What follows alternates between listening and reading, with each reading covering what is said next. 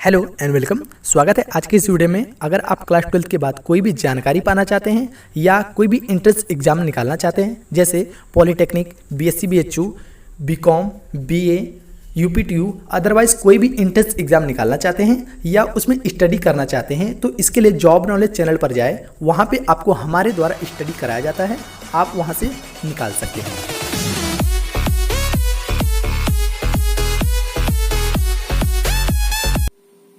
स्वागत है आज के इस वीडियो में।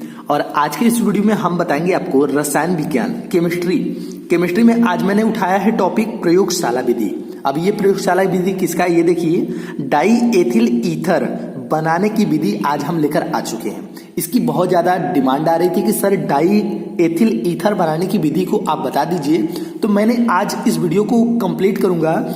डाई एथिल ईथर बनाने की विधि क्या है और उसे हम कैसे बनाएंगे। अब बात उठती है कि ये किस प्रकार से प्रश्न पूछा जाएगा। ये जो भी प्रश्न पूछा जाएगा उस प्रश्न को मैं अभी नीचे दिखा देने वाला हूं। साथ में आपको बता दे, डाई एथिल ईथर बनाने की विधि पर आपको 5 अंक पूरे दिए जाएंगे। ये 5 अंक का लॉन्ग टाइप का क्वेश्चन आता है, इसलिए इसे पूरी तरह से तैयार करें। बात करें आपकी, तो आप बहुत ही भाग्यशाली हैं जो आपको ये वीडियो मिल जा रहा है, क्योंकि जिस तरह से जितने भी प्रयोगशाला विधि मैं बनाता हूं, जिसको वीडियो मिल चुका है वो बहुत ही अपने आप को भाग्यशाली मान सकता है, क्योंकि ये प्रयोगशाला विधि पूरे यूट्यूब पर ज्यादातर हमारी तरह कोई नहीं बताता होगा कि किस प्रकार से क्या हुआ और कैसे कैसे करते हैं। चलिए देर ना करते हुए वीडियो को हम शुरू करते हैं। देखिए, यहां पर प्रश्न पूछा जाएगा, डाई एथिल ईथर बनाने की प्रयोगशाला विधि का सचित्र वर्णन कीजिए, संबंधित अभिक्रियाओं के रासायनिक समीकरण भी दीजिए, इसकी अंधेरे में क्लोरीन के साथ अभिक्रिया का समीकरण दीजिए। देखिए, यहां तक तो क्वेश्चन मौजूद था, लेकिन यहां से देखिए क्वेश्चन थोड़ा सा चेंज हो गया है। इसकी अंधेरे में क्लोरीन के साथ अभिक्रिया का समीकरण भी दीजिए। तो यहां पर देखिए एक क्वेश्चन ये छोटा सा बन रहा है और एक तो ये बन रहा है। ठीक, तो मैं क्या करूंगा, दोनों क्वेश्चन का आंसर आपको देने वाला हूं। ये क्वेश्चन अगर पूछ लिया तो उसके बाद आपको आंसर लिखना है, उत्तर लिखना है। उत्तर में क्या लिखना है, उत्तर में लिखना है, प्रयोगशाला में die ethyl ether ethyl alcohol के अधिक्य और सांद्र H2SO4 को 140 डिग्री सेंटीग्रेड पर गर्म करके बनाया जाता है। ठीक, कैसे बनाया जाता है डाई एथिल ईथर, जब एथिल ईथर और एथिल एल्कोहल के अधिक्य मतलब उससे अधिक और सांद्र H2SO4 को 140 डिग्री सेंटीग्रेड पर गर्म करके हमें बनाया जाएगा। ठीक, ये किसके किसके अनुपात में होगा, ये और ये दोनों देखा जाए तो 2 संबंधी 1 के अनुपात में हमें मिलाकर बनाना पड़ेगा। ठीक, 140 डिग्री सेंटीग्रेड पर गर्म करके। ये तो हो गई छोटी सी बात। चलिए अब हमें आपको चित्र बना के दिखा देते हैं। वो चित्र प्रयोगशाला विधि डाई एथिल ईथर बनाने की विधि क्या है, उस चित्र में मैं आपको समझाऊंगा कि आपको बनाने की विधि कैसी करनी है। साथ में आपको मैं उसके रिएक्शन भी बताऊंगा।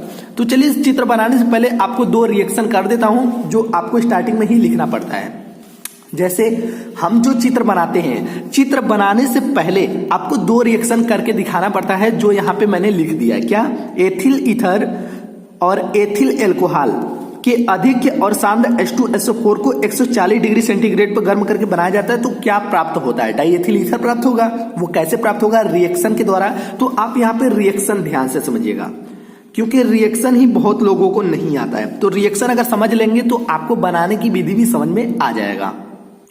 तो देखिए यहाँ पे क्या लिखा है, एथिल ईथर और एथिल एल्कोहल। तो एथिल एल्कोहल को हम सांद्र H2SO4 की उपस्थिति में सांद्र H2SO4 से रिएक्शन करेंगे, उपस्थिति में नहीं। तो एथिल एल्कोहल पहले ले लेते हैं। एथिल एल्कोहल क्या होगा, C2H5OH।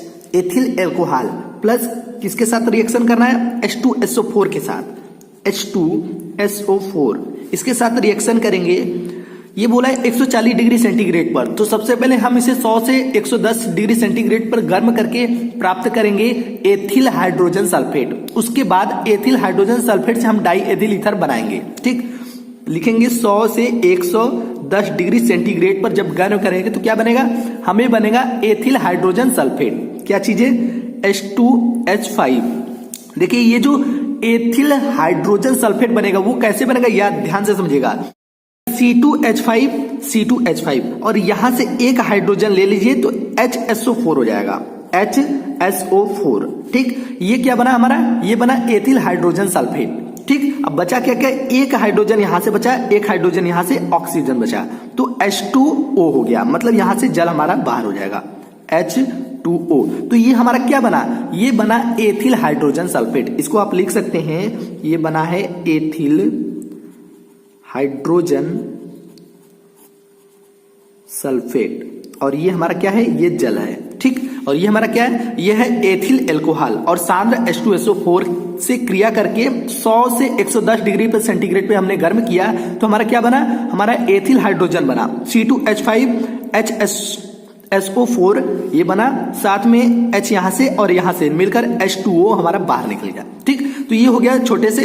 अब इसके बाद एथिल हाइड्रोजन सल्फेट से हम क्रिया कराएंगे, किससे, C2H5 HOC2S5 से क्रिया कराएंगे, किसके डिग्री पर, 140 डिग्री सेंटीग्रेड पर गर्म करेंगे, तब हमें बनेगा डाई एथिल ईथर। चलिए ले लेते हैं उसको, C2H5HSO4 प्लस क्रिया कराएंगे HOC2H5 से, कितने डिग्री सेंटीग्रेड पर, 140 डिग्री सेंटीग्रेड पर हम यहाँ पे गर्म करेंगे, तब हमें बनेगा डाई एथिल ईथर। अब ये कैसे प्राप्त होगा, ये देखिए, C2H5 लिख लेंगे, C2H5, ठीक। उसके साथ क्या क्या बचा है, उसके साथ OC2H5, ये जोड़ लेते हैं, OC2H5, ये जो हमारा बना, ये बना डाई एथिल ईथर, ठीक। अब बचा क्या क्या, वो देखिए, हमारा यहाँ पे जो बच रहा है, ये बच रहा है, इतना चीजें, HSO4 प्लस H ये बच रहा है, तो इसको हमें लिखना है, 2 बार H हो जाएगा तो इसको लिखेंगे प्लस,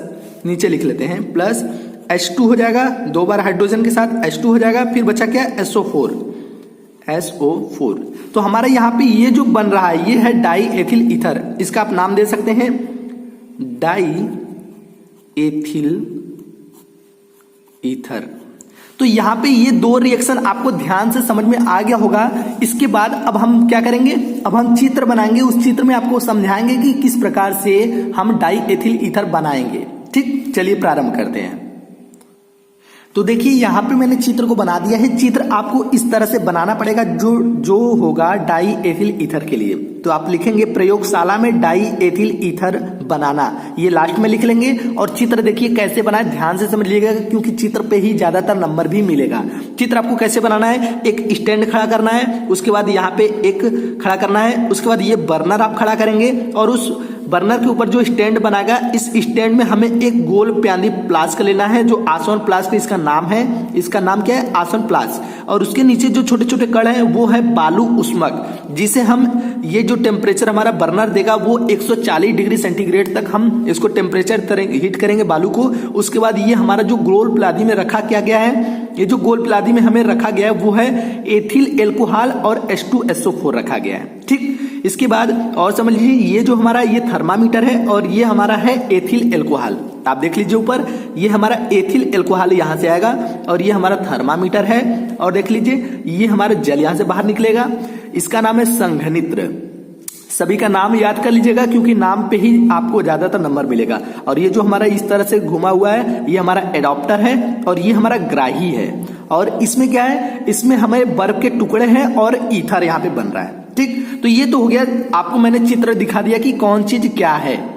लेकिन अब हमें इसके बनाने की विधि कैसी करनी है, बनाने की विधि के लिए लिखना भी पड़ेगा। तो लिखने के लिए मैं आपको बता दूंगा कि इस चित्र के माध्यम से आपको कैसे लिखना है, ठीक। तो चलिए लिखने की हम विधि बताना शुरू करते हैं। सबसे पहले आपको लिखना है विधि, या तो बनाने की विधि लिखिए या तो केवल विधि लिख लीजिए। लिखेंगे एक गोल पेंदी के फ्लास्क में, क्या है, गोल प्यादी के फ्लास्क में, ये है गोल प्यादी, उस फ्लास्क में क्या करना है, ये देखिए उसमें लिखना है C2H5OH और सांद्र H2SO4, मतलब एथिल एल्कोहल और सांद्र H2SO4, ये दोनों 2 संबंधी 1 के अनुपात में हमें लेना है। एथिल एल्कोहल 2 के अनुपात में, सांद्र H2SO4 1 के अनुपात में, ठीक। वो चीजें लेना है तो वो चीजें लिखना है आपको। 2 संबंधी 1 के अनुपात में लेकर उपकरण को चित्र के अनुसार लगाया गया, जैसे मैंने चित्र बनाया उसके अनुसार लगाया गया, ये लिख सकते हैं। आगे लिखेंगे फ्लास्क को बालू उष्मक पर 140 से 145 डिग्री सेंटीग्रेड तक गर्म करते हैं, जो कि मैंने आपको यहाँ पे भी दिखा दिया था कि ये जो बालू उष्मक है, इस बर्नर से हम इसको कितने डिग्री सेंटीग्रेड पे गर्म करेंगे, इसको हम गर्म करेंगे 140 डिग्री से 145 45 डिग्री सेंटीग्रेड तक हम इसको गर्म करेंगे। ठीक, आगे समझिए। आगे आपको लिखना है जिससे बर्फ के जल में रखे ग्राही पात्र में एकत्र होने लगता है। ठीक, देखिए यहाँ पे ये है हमारा बर्फ और ये हमारा ग्राही, तो इसमें क्या होगा, एकत्र होने लगेगा। जब गर्म करेंगे तो यहाँ बुलबुले की तरह हमें निकलेगा बाहर और यहाँ से एकत्र होने लगेगा। वो जो मात्रा हमें मिलेगा वो डाई एथिल ईथर बनेगा, वो बहुत ही कम मात्रा में बनती है, 30 से 35% तक डाई एथिल ईथर बनेगा। ठीक, आगे समझिए।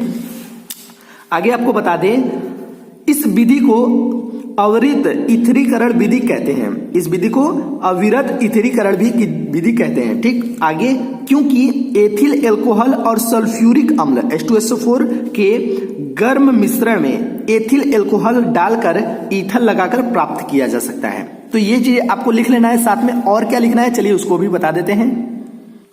आगे आपको लिखना है, इस प्रकार प्राप्त आश्वित ईथर में अल्प मात्रा में H2SO4 एल्कोहल और जल की अशुद्धियां मिली रहती हैं। ये जितने भी मैं आपको लिख कर दिखा रहा हूं या तो मैं चित्र दिखा रहा हूं, इस चित्र का, इस लिखे हुए मैटर का मैं आपको PDF फाइल डिस्क्रिप्शन में दे दूंगा, वहां से भी आप डाउनलोड करके अपने मन से अच्छे से पढ़ सकते हैं। ठीक, इसके आगे लिखना है, इसके लिए ईथर को कास्टिक सोडा विलयन के साथ धोते हैं, फिर इसमें निर्जल CaCl2 डालकर रख देते हैं। इसके बाद छान कर आश्वित करने पर 34 से 35% तक शुद्ध एवं शुष्क ईथर एकत्र कर लिया जाता है। मैंने आपको बताया कि कम से कम 30 से 35 डिग्री सेंटीग्रेड तक हम क्या प्राप्त करेंगे, शुद्ध ईथर प्राप्त करेंगे। तो ये हो गया।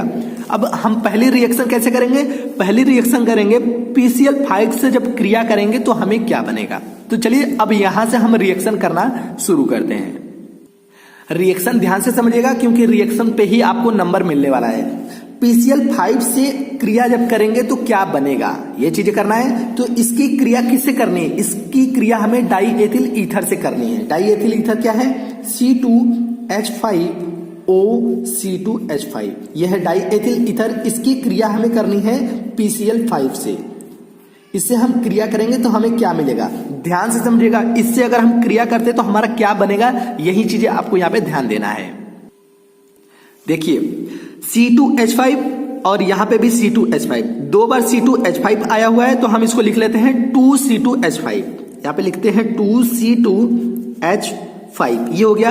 अब यहाँ पे देखिए हमें Cl कितना दिख रहा है, 5 दिख रहा है, तो इसको हम लिख लेते हैं Cl लिखते हैं। ये Cl यहाँ पे 2 से मल्टीप्लिकेशन, इसलिए ये 2 बार हो चुका है। ठीक, इसमें 5 में से 2 बार यहाँ पे मैंने लगा दिया, बचा 3 बार। ठीक, यहाँ पे 3 बार Cl बचा, P बचा है और O बचा है, बाकी चीजों को मैंने लिख लिया। तो इसके आगे लिखेंगे क्या क्या, हमें बचा Cl, P और O, वो बता तो उसको हम लिखेंगे POCl3। 3 बार यहाँ पे हो गया और 2 बार ये हो गया। ठीक, तो यहाँ पे मैंने ये रिएक्शन कर दिया। क्या बना, ये चीजें बना के ये देखिए, ये एथिल क्लोराइड बना। इसको आप लिख सकते हैं नाम एथिल क्लोराइड। ठीक, तो पहली रिएक्शन आपको समझ में आ गया कि जब PCl5 से क्रिया करेंगे एथिल, ये क्या है, ये डाई एथिल ईथर का PCl5 से क्रिया करेंगे तो हमें एथिल क्लोराइड बनेगा। अब ये कैसे बनेगा, C2H5, ये हो गया 2C2H5 और यहां से 5 हमें क्लोराइड मिल रहा है, तो 5 क्लोराइड से 2 क्लोराइड मैंने यहां लगा लिया, 3 क्लोराइड को मैंने यहां कर दिया, P और O यहां पे बचा है, मैंने इसको कर लिया, तो ये बना एथिल क्लोराइड। तो पहली रिएक्शन आपको समझ में आ गया। चलिए अब दूसरी जो रिएक्शन बताएंगे वो दूसरी रिएक्शन प्रश्न के अनुसार बताएंगे। प्रश्न क्या था, प्रश्न था अंधेरे में, जो क्वेश्चन अंधेरे में था उस पर हम बनाएंगे रिएक्शन। दूसरा रिएक्शन आएगा, अंधेरे में ईथर क्लोरीन और ब्रोमीन के साथ हाइड्रोजनीकृत व्युत्पन्न देता है। चलिए रिएक्शन बता देते हैं, CH3 CH2O CH2 CH3। ठीक, ये किसके किसके उपस्थिति और अनुपस्थिति में होगा, ये क्लोरीन Cl2 और HCl इसकी उपस्थिति में है और HCl की अनुपस्थिति में करेंगे तो क्या बनेगा, हमें बनेगा अल्फा मोनोक्लोरोडाई एथिल बनेगा। अब ये कैसे बनेगा ये समझिएगा। देखिए CH3 CH3, C यहां पे बन जाएगा Cl और ये बनेगा HCO CH2 CH3। ठीक, OCH2 CH3, ये मैंने बना लिया। ठीक, ये चीजें बन गया। और ये टोटल बना क्या, इसका नाम भी लिखना पड़ेगा। तो इसका नाम आप लिखेंगे अल्फा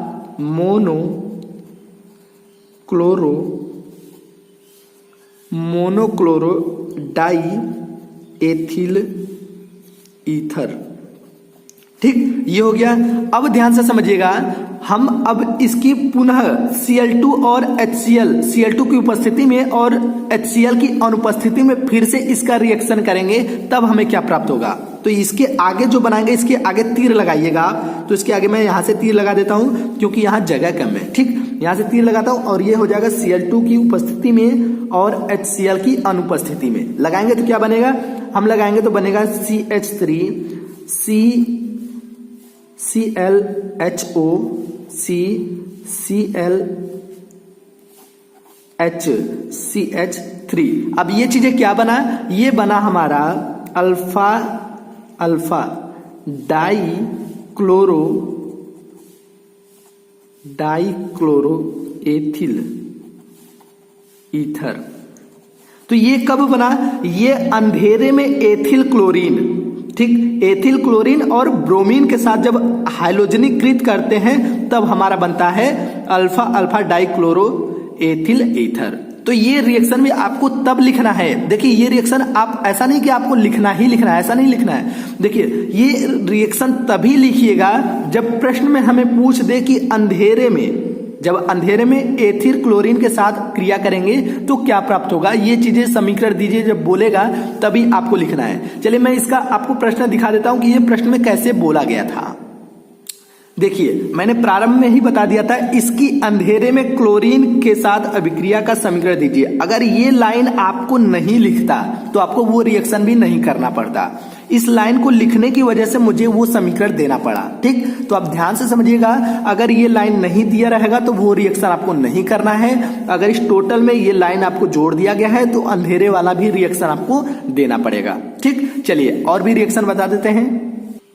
अगली रिएक्शन का हेडिंग है जल के साथ अभिक्रिया करने पर। ऐसा नहीं है कि जल के साथ अभिक्रिया, देखिए जल के साथ अभिक्रिया का मतलब है कि डाई एथिल ईथर को जल के साथ अभिक्रिया करेंगे तो हमें क्या प्राप्त होगा। उसके लिए यहाँ पे कुछ लिखना भी पड़ेगा, उसके बाद मैं रिएक्शन बता देता हूं।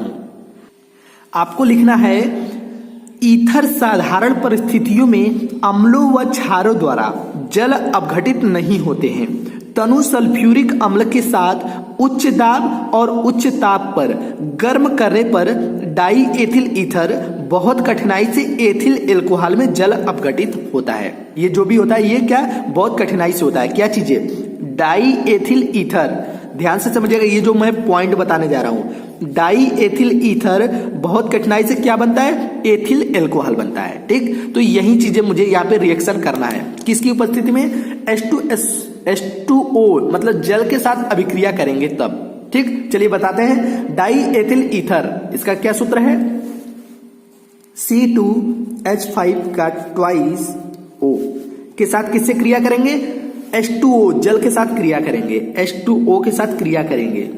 कितने पर बोला यहाँ पे, उच्च दाब या उच्च ताप पर इस पे क्रिया करेंगे। तो यही चीजें हमें लिखना पड़ेगा कि H2SO4 ये क्या है, ये तनु है, तनु H2SO4 किस पर, उच्च लिखेंगे आप, उच्च दाब या उच्च ताप पर।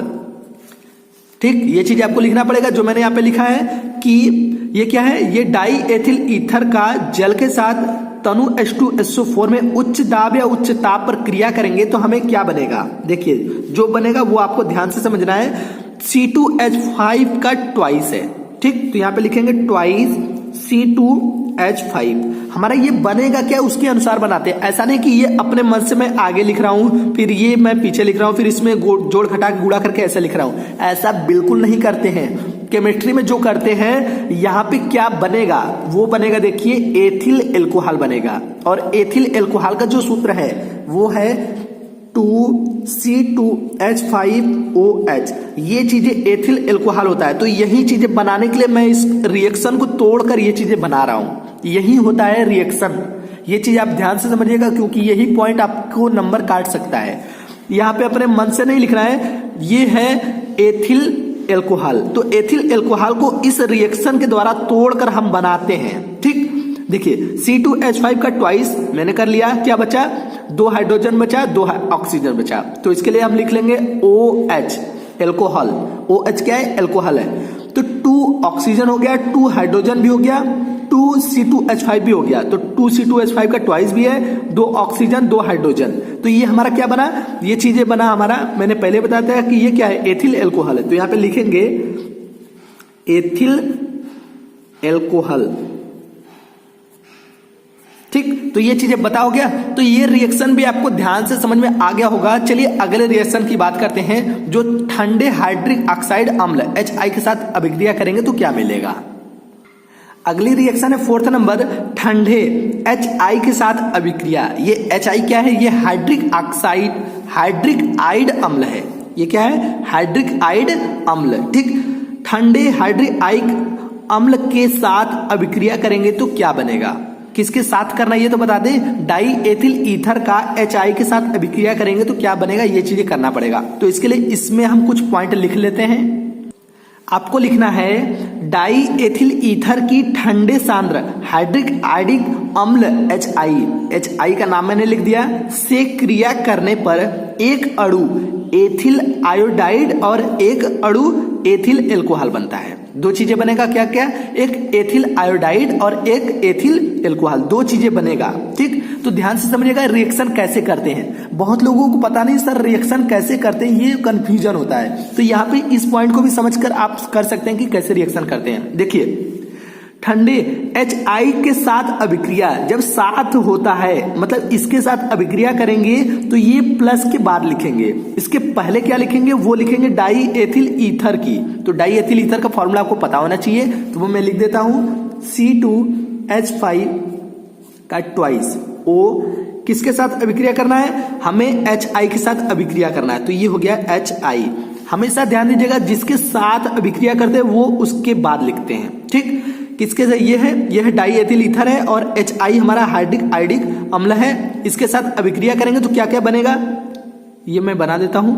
इसके साथ जो अभिक्रिया करेंगे तो वो बनेगा क्या, मैंने यहाँ पे लिख दिया है, एक अणु एथिल आयोडाइड बनेगा और एक अणु क्या बनेगा, एथिल एल्कोहल बनेगा, 2 अणु यहाँ पे बनेगा, ठीक। देखिए कैसे बनेगा, C2H5I, यही तो होगा एथिल आयोडाइड।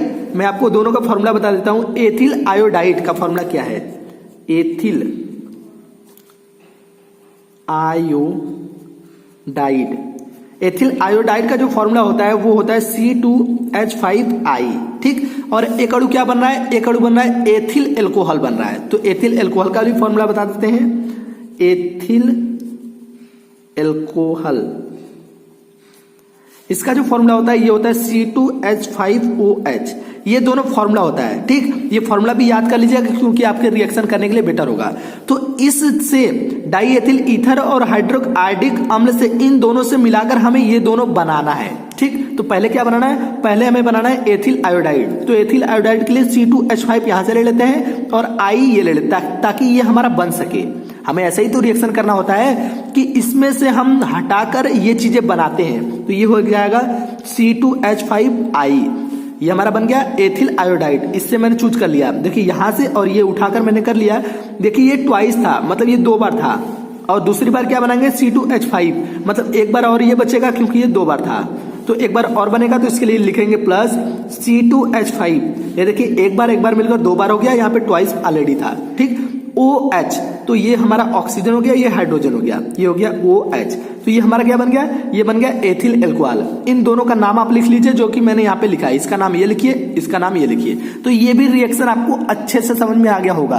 तो प्लीज आपसे रिक्वेस्ट है कि अगर आपको रिएक्शन समझ में आते हैं तो कम से कम वीडियो को लाइक कीजिएगा, क्योंकि मैं आपके लिए ही ज्यादातर वीडियो बनाता हूं जो आपको रिएक्शन समझ में आ जाए। मुझे पता है केमिस्ट्री में बहुत लोगों को वीकली प्रॉब्लम होती है, इसलिए मैं आप लोगों को बेसिक से लेकर बताता हूं कि रिएक्शन कैसे करते हैं। जिसको समझ में आता है वो अच्छी बात है, जिसको नहीं आता है वो समझ सकता है। चलिए इसके अगले रिएक्शन बताते हैं, रिएक्शन नंबर 5। पांचवा जो रिएक्शन होगा वो होगा एसिटिल क्लोराइड के साथ अभिक्रिया। ये भी रिएक्शन आपको करना होगा और ये भी रिएक्शन बहुत ही इजी से आपको समझ में आ जाएगा। बस आप इसे ध्यान से समझिएगा क्योंकि जो भी पॉइंट मैं बताऊंगा वो समझ में आना ही आना है, ठीक है। देखिए एसिटिल क्लोराइड के साथ अभिक्रिया मतलब किसके साथ करना है, डाई एथिल ईथर का एसिटिल क्लोराइड के साथ करना है, ठीक। क्या क्या बनेगा वो मैं अभी आगे बता देता हूं। तो सबसे पहले आपको लिखना है क्या, डाई एथिल ईथर लिखना है, तो वो लिखेंगे C2H5O C2H5। देखिए आप सिंगल बॉन्ड से भी लिख सकते हैं या डायरेक्ट सटा के भी लिख सकते हैं, वही होता है डाई एथिल ईथर। आपको यहां पे लिख लेते हैं डाई एथिल ईथर। ये चीज तो मैं हर एक रिएक्शन में बताता आया कि डाई एथिल ईथर क्या है ये चीजें। इसके साथ हमें किसके साथ क्रिया करना है, हमें क्रिया करना है एसिटिल क्लोराइड के साथ। अगर आपको एसिटिल क्लोराइड का अगर फॉर्मूला नहीं पता है तो आपको यहाँ पे मैं बता देता हूं, वो लिखना पड़ेगा। क्या है, एसिटिल क्लोराइड का फॉर्मूला है CH3COCl COCl। ठीक, ये क्या है, ये है एसिटिल क्लोराइड। आपको यहाँ पे मैं लिख देता हूं एसिटिल क्लोराइड। ठीक, ये हो गया क्लोराइड। अब यहां पे ध्यान देना है, ठीक है। ये पॉइंट, दो चीजें समझ में आ गया कि डाई एथिल ईथर का हम एसिटिल क्लोराइड के साथ अभिक्रिया करेंगे तो क्या बनेगा। अब इसके आगे जो बनेगा यही चीजें आपको ध्यान में रखना है। देखिए क्या बनेगा, यहां पे पहले ही बोल दिया है एसिटिल क्लोराइड से निर्जल ZnCl2 इसकी उपस्थिति में, तो यहां पे लिखेंगे निर्जल किसके, ZnCl2 इसकी उपस्थिति में हम क्रिया करेंगे तो क्या बनेगा, निर्जल ZnCl2 या AlCl3 इन दोनों की उपस्थिति में कर सकते हैं। क्रिया करके क्या बनता है, एथिल क्लोराइड और एस्टर बनाते हैं। यही चीजें आपको ध्यान में रखना है कि एथिल क्लोराइड बन रहा है और एस्टर बन रहा है, तो इन दोनों का आपको फॉर्मूला पता होना चाहिए, तभी तो इन दोनों को तोड़कर हम वो बनाएंगे। तो वो फॉर्मूला क्या होता है मैं यहाँ पे लिख देता हूं। सबसे पहले लिखेंगे एथिल क्लोराइड का, ठीक, एथिल क्लोराइड का फॉर्मूला क्या होता है, वो होता है C2H5Cl, ये होता है एथिल क्लोराइड का। और जो एस्टर होता है, ठीक, एस्टर का उपनाम एथिल एसीटेट होता है, एथिल एसीटेट। ठीक, एस्टर को ही एथिल एसीटेट कहते हैं और इसका जो फॉर्मूला होता है वो होता है CH3COOC2H5, ये होता है। ठीक, तो हमें क्या करना है, हमें सबसे पहले एथिल क्लोराइड बनाना है C2H5Cl, तो इसी सभी रिएक्शन में से हमें हटाकर C2H5Cl बनाना है, फिर उसी रिएक्शन में से हमें एस्टर बनाना है, तभी तो हमारा ये रिएक्शन पूरा होगा। तो समझ में आ गया बातें। तो चलिए सबसे पहले हम क्या बनाएंगे, सबसे पहले एथिल क्लोराइड बनाएंगे C2H5Cl। तो C2H5 ये दिख रहा है और हमें Cl लेना है, तो यहां से Cl ले लेंगे। तो देखिए क्या क्या होगा, ये हो जाएगा C2H5 ये चीजें और यहाँ पे Cl, इन दोनों को लेकर हम बनाएंगे पहले एथिल क्लोराइड। लिख लेते हैं H5Cl, ये हमारा हो गया एथिल क्लोराइड। अब बचा क्या क्या है उसके लिए लिखेंगे प्लस, बचा क्या क्या है, अब लेना है CH3। देखिए CH3COO, ठीक, CH3 हो गया, लिख लेते हैं यहाँ पे नीचे लिख लेते हैं CH3 फिर CH3C फिर O यहाँ पे है और एक यहाँ पे ऑक्सीजन है, ये मिलकर हो जाएगा OO। ठीक है, फिर बनाना है C2H5 बनाना है, फिर क्या बचा C2H5 बनाना है, तो देखिए वो कहां से बनेगा, C2H5 ये बचा हुआ है, ये लगा लेंगे C2H5 ये बन गया। चलिए एक बार और समझा देते हैं क्योंकि कुछ लोगों को समझ में आ गया होगा, कुछ लोगों को नहीं। देखिए सबसे पहले डाई एथिल ईथर का एसिटिल क्लोराइड के साथ हम अभिक्रिया करेंगे, किसके उपस्थिति में, निर्जल ZnCl2, ठीक, जिंक क्लोराइड के उपस्थिति में हम क्रिया करेंगे। तो हमारा क्या बनेगा, तो हमारा एथिल क्लोराइड बनेगा और एस्टर बनेगा, जो कि मैंने आपको यहाँ पे लिखकर दिखा दिया हूं कि क्या क्या बनेगा। तो कैसे बनाएंगे, आपको जब पता हो जाता है कि एथिल क्लोराइड का फॉर्मूला ये होता है तो हमें इसी में से चूज करके ये चीजें निकालना पड़ता है। C2H5Cl जो कि एथिल क्लोराइड है, तो C2H5 और Cl यहां से मैं लेकर एथिल क्लोराइड बना दिया, फिर प्लस एस्टर बनाना है, तो एस्टर बनाने के लिए क्या बचा, CH3COO ये बचा, फिर ये बचा C2H5, तो ये मैंने लगा दिया, तो ये हमारा हो गया एस्टर, ये एस्टर हो गया, ये हो गया एथिल क्लोराइड। तो ये चीजें मैंने केवल रफ कार्य के लिए बताया, इसको आप रफ कार्य कह सकते हैं या काट सकते हैं क्योंकि ये मैंने समझाने के लिए लिया। तो ये भी रिएक्शन आपको समझ में आ गया। तो 5 रिएक्शन मैंने यहाँ पे आपको अच्छे से समझा दिया है। 5वें के बाद अगली जो हेडिंग डालनी है वो डालना है ईथर की शुद्धता का परीक्षण। यही डालकर आपको छोड़ देना है, पूरे के पूरे 5 अंक आपको मिल जाएंगे। तो चलिए अगली हेडिंग में आपको इसकी परीक्षण बता देता हूं। आपको लिखना है ईथर की शुद्धता का परीक्षण में हेडिंग डालना है। आपको लिखना है ईथर की शुद्धता का परीक्षण पोटेशियम आयोडाइड विलयन द्वारा करते हैं। किसके द्वारा? पोटेशियम आयोडाइड विलयन द्वारा हम करते हैं। यदि ईथर में पोटेशियम आयोडाइड डालने पर आयोडीन मुक्त होती है तो ईथर अशुद्ध होगा और शुद्ध ईथर में आयोडीन मुक्त नहीं होता। यही चीजें आपको ध्यान में रखना है इसके परीक्षण के लिए कि हम कैसे पता करेंगे। इसके लिए मैं यही चीजें देखूंगा कि आयोडीन हमारा मुक्त है या नहीं। अगर मुक्त होता है तो वो आयोडीन हमारा शुद्ध इसक बने ईथर बनेगा, नहीं होगा तो नहीं बनेगा। अगर ये वीडियो पसंद आया तो प्लीज वीडियो को लाइक करें और पहली बार चैनल पे आया तो चैनल को सब्सक्राइब कर लीजिए, क्योंकि इस प्रकार से जितने भी रिएक्शन मैं आपको बताता रहूंगा आपके बोर्ड एग्जाम के लिए। जरूर करें और चैनल पे पहली बार आए तो चैनल को सब्सक्राइब कर लीजिए, क्योंकि इस तरह से मैं और भी आपको अभी टिप देने वाला हूं। मिलते हैं कुछ ऐसे वीडियो के साथ, तब तक के लिए जय हिंद जय भारत।